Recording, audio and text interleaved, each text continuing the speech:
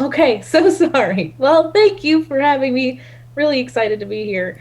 Um, for those of you who are new, my name is Erica. I founded No Limits back when I was in school at the University of Iowa.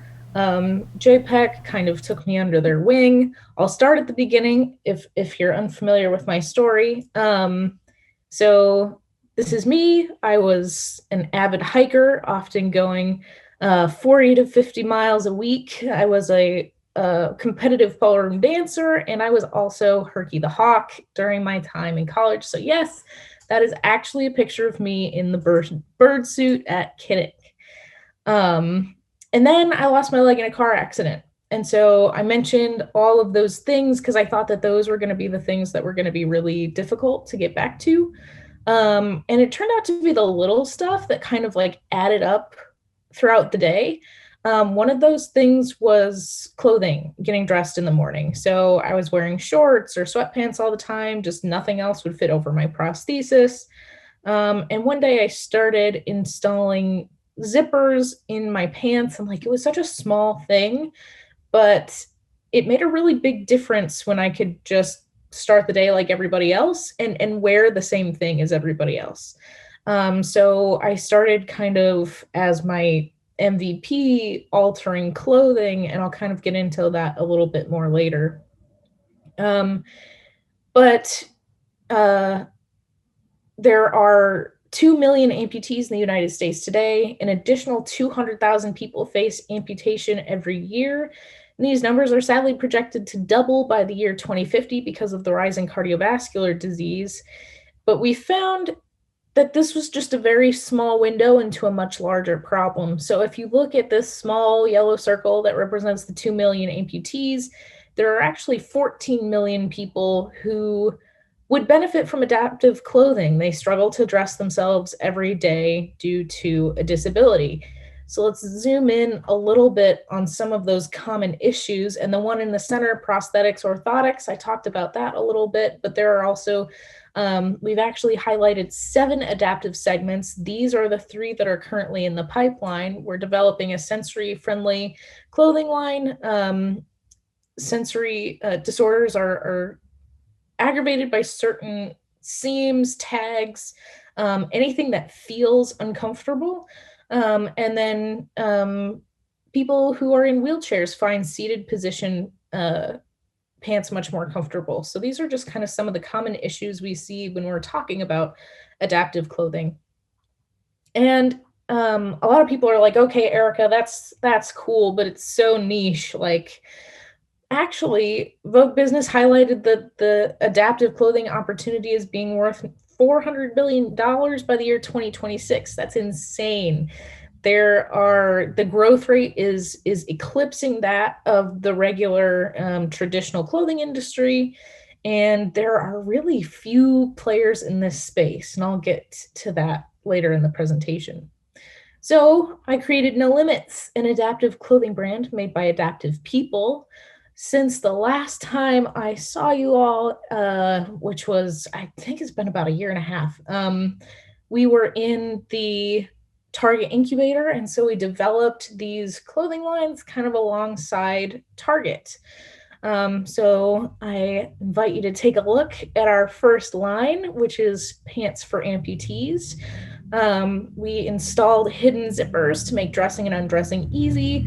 Amputees also have to make prosthetic adjustments throughout the day. So zippers like this make it easy to do that at the comfort of a desk or a couch instead of what would be before having to go to the bathroom, completely undress, change your socks and your prosthetic and then put it all back on. This just makes that process a lot easier. And they're hidden so that from a, if you're just looking at a person, we actually had some models try these on for different fit and they were like, okay, these are great, but what's adaptive about them? We actually had to point out that there were zippers on them. They blend pretty well into the inseam.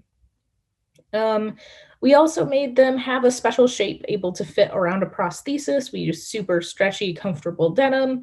So they're still a flattering fit, and they still fit over the bulkiest of prosthetics.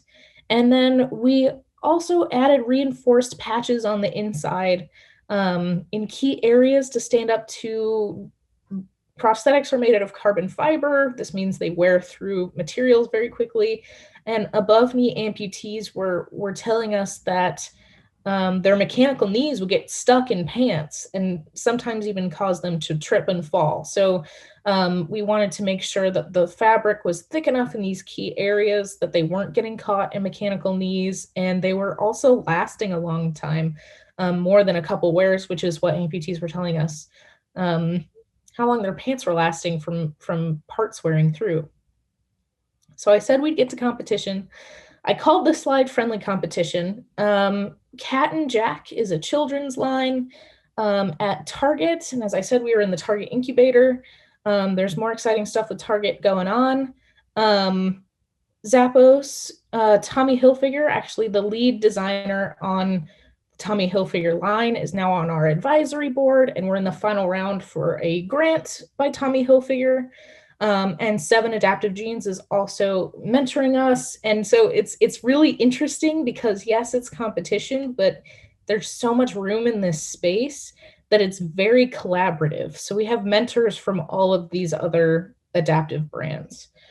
And so this is the slide I was looking forward to getting to, because as of yesterday, we were moving into the due diligence and contracting portion with Target Plus. So we'll be offered on target.com. They will then assist us with inventory forecasting and marketing. And we have a meeting with a couple of buyers from Zappos Adaptive later today. We'll be moving into the due diligence phase with them also.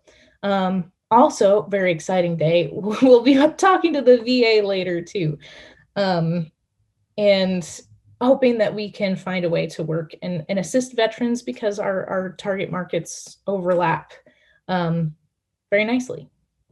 So for you numbers people out there, we're at a price point of $70, $15 COGS. Do some math. That's a gross profit margin of 79%. And then, as I mentioned, with Target and Zappos, that turns into 64% with our partners.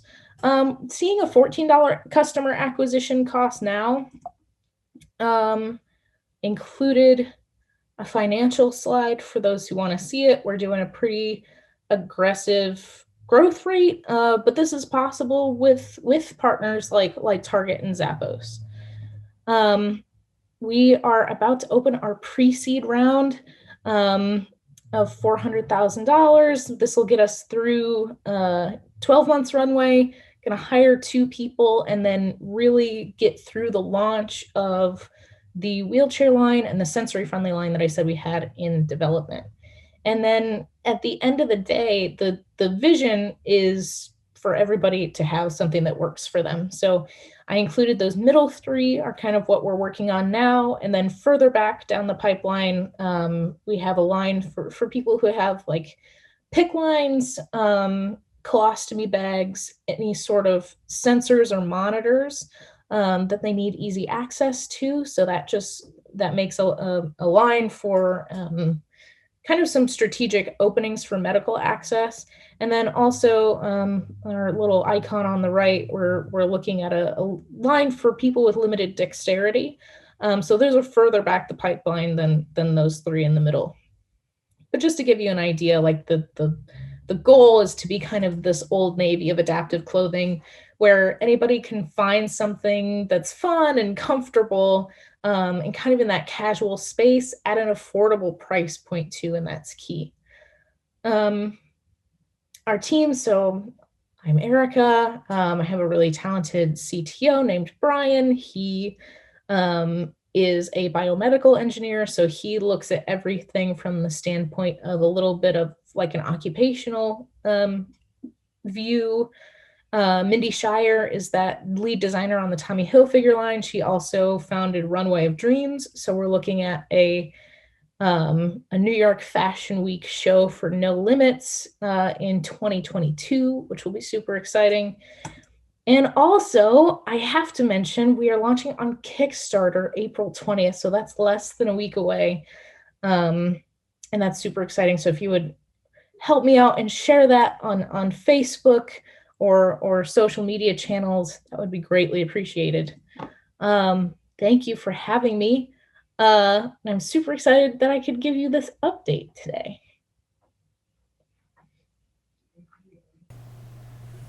It's awesome. Anyone have any questions? Well, for Erica, congratulations on all that's happened since the last update I had. I think we might have even been in person at Merge, but I just really want to congratulate you on all. This is so exciting, and yeah, I see the social elements there, and be happy to promote. What's been the biggest surprise for you since last time you presented to the 1 Million Cups community? Um, Actually, we've felt kind of this surge in the adaptive space. But we're early. I mean, we're still an early startup stage, so I did not think that we were going to have meetings with Target and Zappos, especially as serious a meetings as we've been having for a while yet. But it's interesting that the climate in this space right now is everybody's kind of like, we need to have an adaptive line like yesterday. So we just happen to be one step ahead of all of those companies. So we're nicely positioned for, just kind of filling that need for people who are feeling this kind of rush to get something out, given the current social climate. So actually, we have meetings with Walmart and Macy's in the next couple of weeks also, and I'm just a kid. I don't, you know what I mean? Like, you're just, at some point you're faking it till you make it. When does that, maybe I've stopped faking it. We're starting to make it here. I don't know. Yeah, thank you. Yeah, again, congratulations on all that you've accomplished so far. Thank you. Yeah, so you mentioned that the Kickstarter is starting up here in just a few days. Tell us more about that. What's the motivation behind doing a Kickstarter? Yeah, so the Kickstarter is really to pre-sell and raise the funds for our first production line. So we have 3,100 units in production. It's a capital intensive kind of thing, having an apparel line. So we're hoping to raise enough to pay for that first line by pre-selling some units. As my little plug, you can also get some cool No Limits merch or donate a pair to a veteran who needs them. If that is of interest to you, please feel free to visit my Kickstarter. Yeah. Cool. Very cool. Any other questions? It sounds like your biggest concern coming up is how are you going to have product ready for the demand? If you've got these 4 retailers or 2 retailers really close, 2 retailers in line, what does your production look like? I mean, do you have somebody lined up? Do you have an advisor on this? Yeah, so we have a manufacturer lined up ready to go. We have full production samples that we're happy with. And really it's signing the contract and like paying them. So that's the hurdle coming up. That's why we're raising the Kickstarter and that pre-seed round to help pay for that. And what was it you needed to raise in pre-seed? 400,000. How much have you already raised? About 175 soft committed, looking for a lead investor. Okay.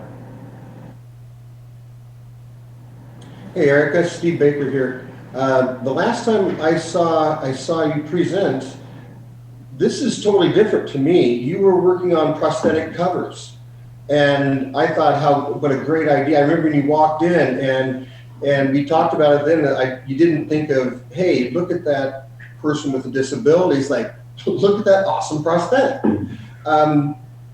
Is that still part of your line? And if not, if it is, but how did you make the shift from that to this? I mean, it's a pretty big pivot. It's impressive. I just want to hear what motivated you and what you encountered during that. Yeah, definitely. So a few things. One is we were going through this customer discovery cycle, and we kept hearing over and over about the clothing piece. And we were like, man, maybe we're solving a problem that's too far into the future. Like, yeah, like the making a prosthesis look cool, that's awesome. But people are struggling to put their pants on in the morning. Like it just seemed to us like we were thinking a little too far. And then I had a couple of friends who are also in this adaptive space that we were connecting to that weren't amputees. They were in wheelchairs. Some were paralyzed, some were wheelchair users, some had cerebral palsy, things like that, and they started mentioning clothing things too. And so then when we got into the target incubator, we are like, okay, we're going to do both. And then the prosthetic covers are going to be the pants are going to be a way to like expand that market of the prosthetic covers. And then the clothing just started taking off. Like I was altering clothes all day, every day. Like we just found that groove. And we were like, all right, this is, I couldn't pursue both. It was ended up being too much. And then Target was like, we're really interested in your clothing line. And that was too big to say no to. So that's really what motivated that switch. I can definitely see us maybe going back to the prosthetic covers once we get this clothing kind of figured out. Right now, it's not in the plans. And actually, since we last spoke, like that 3D printed prosthetic cover space has become a little bit crowded. Um, there are some other competitors that are doing that, and I'm like, all right, you do that, we'll do the clothing piece. So yeah, I hope that helps. Yeah, no, good job. Little advertisement for the customer discovery process can be a It does work. Nice. Any other questions? Yeah, Erica, I just want to follow up on that customer discovery question, and I love the insight, right? That we have this thing I'm working on, but bigger customer need is big, literally getting their pants on, right? That like first thing in the morning, that type of thing, that key need.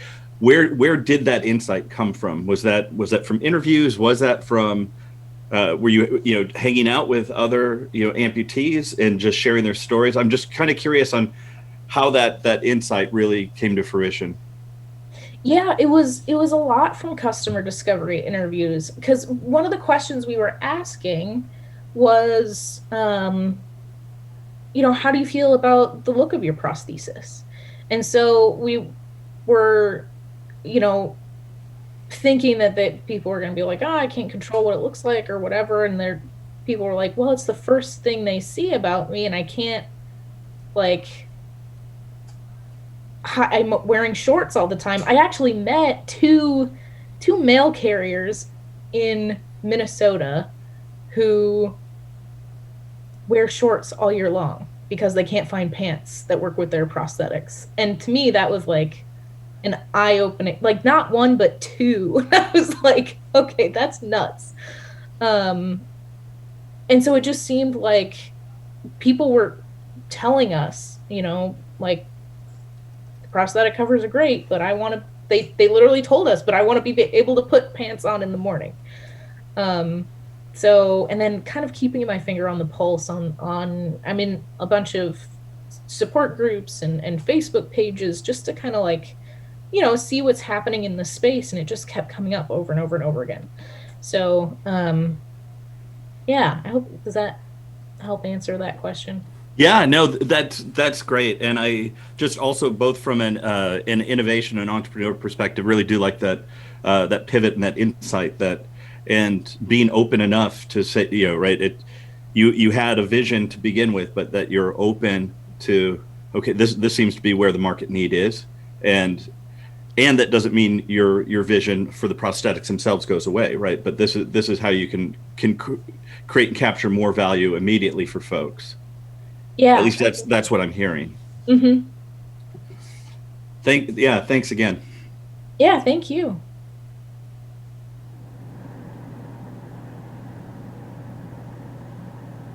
Any other questions?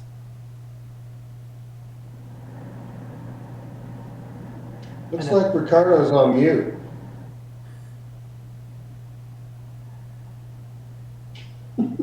oh, It was. Ricardo. Ricardo, your audio is hitting iceberg. Titanic. Sorry. Boom, boom. We heard him for a second.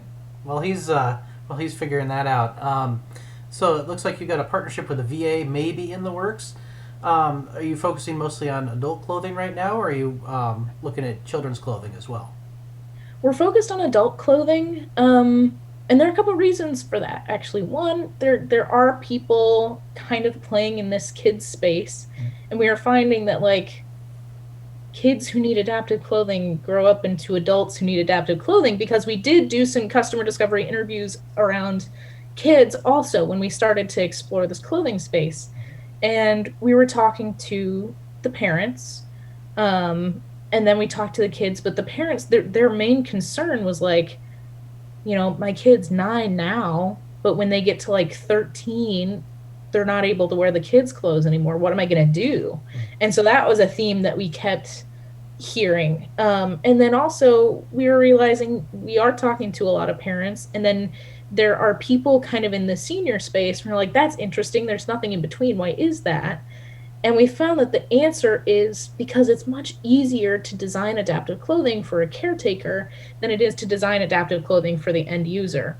And so we were like, okay, we'll take on this challenge of making things easier for people to dress themselves than making things easier for a caretaker, because then we can increase the independence of the individual instead of like making things easier for a caretaker. We want to design for the end user. So that's what we found was really missing in this space.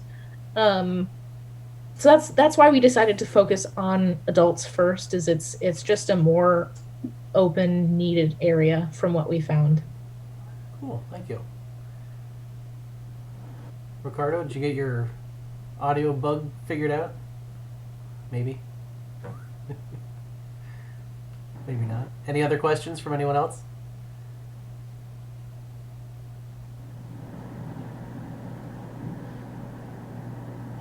I don't know if I'm speaking for everyone. I think the questions at this point are less about a presentation and more about like, what packet do you have together for investors to look at and that kind of stuff. I mean, I think this looks really solid. You came in the first time, I think you impressed everybody then. You're impressing us again. You're making good progress on top of that. You've shifted. You've got a passion project that you've shifted to adapt to the market. You've got a sale that you can make to almost anybody, especially in our current environment. Most of the other questions are details. So, Well, thank you. I appreciate that feedback. And I would love to send you my investor deck. I'm happy to learn about it. Yeah. Cool. I know it does seem to me like this being your third time you've presented with us. It's almost like you're graduating from one MC. It's like there's really not we can help amplify things, but it's like you're really into this now. You've moved beyond what you need from a program like 1MC, and it's really cool to see this refill month, see these companies. It's like, yeah, we've helped accelerate these things. Feel like we're making a dent in the world here. So definitely, it's really neat to see kind of how far you've come and that you're just really rolling along right now. So it's excellent. Any other questions?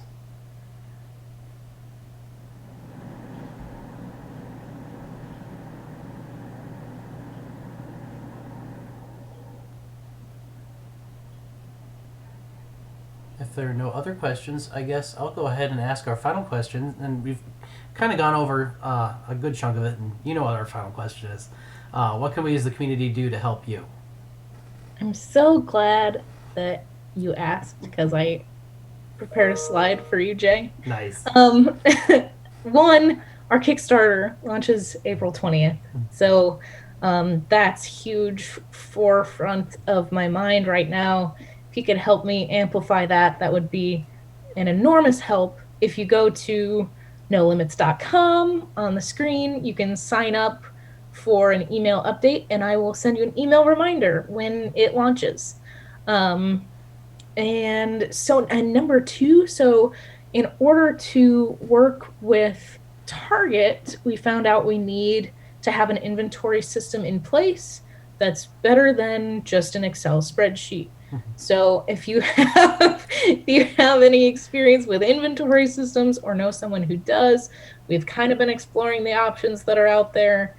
Um, but I'd love to hear from someone who's actually used one. We are going to have a lot of SKUs and are looking for something that can kind of grow with us, because of all the sizes and stuff like that. And then once Target gets rolling, I think it's going to be kind of hard to like go back and switch. And then number three is fundraising. So we're looking to close our pre-seed at the end of June. If you know any angels or family offices who might resonate with our mission, um, I would absolutely love an introduction. Erica, this is Matt again.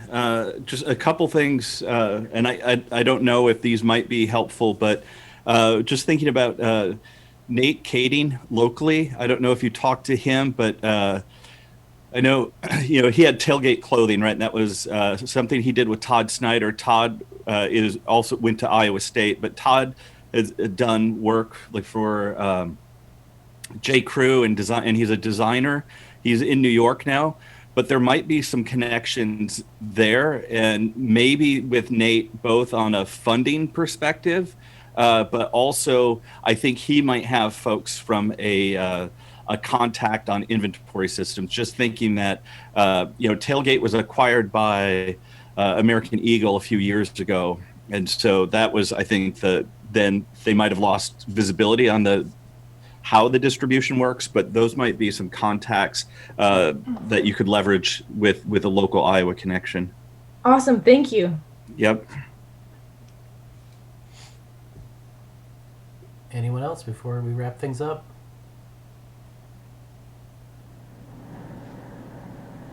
Not hearing anything.